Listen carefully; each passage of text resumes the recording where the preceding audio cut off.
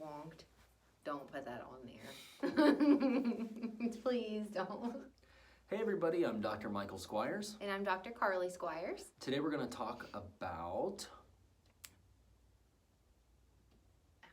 talk about what social isolation means to people with hearing loss.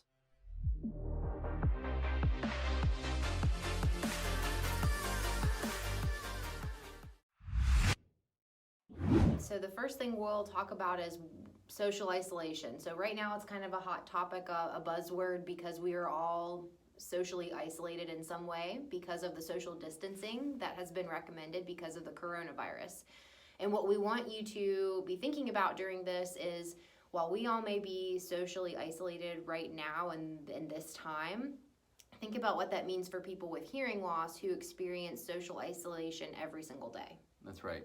What that means for individuals with hearing loss is sometimes it becomes very difficult to go and participate in group conversations or to be able to function in the presence of background noise, like at a restaurant or family reunions or church services and things of that nature. So what typically happens is those individuals tend to stop attending those types of activities that once made them happy.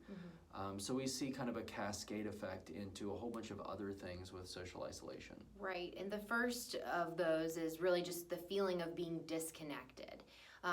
That can mean being disconnected from the conversation, like Michael had mentioned. If you're out at a restaurant and you can't participate in that conversation, you feel distance, you feel disconnected from everyone else.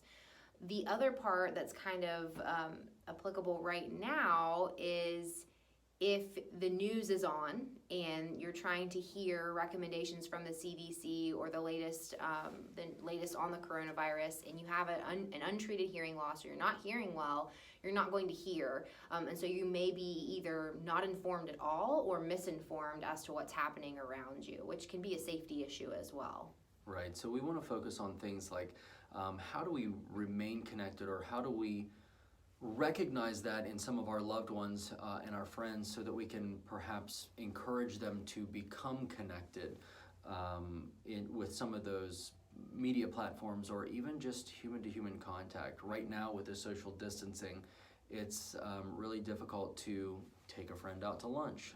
So phone calls and recorded conversation is really difficult with hearing loss. And it's also difficult with treated hearing loss for those who wear hearing aids.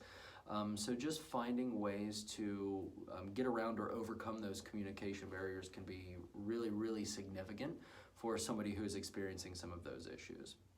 Yes, and when we do become disconnected, and there's been a lot of talk about this too, hearing loss or not, is the increase or the potential increase in depression and anxiety because of the coronavirus and being socially isolated. But again, it goes right back to individuals with hearing loss are even more of a risk of feeling that way right now.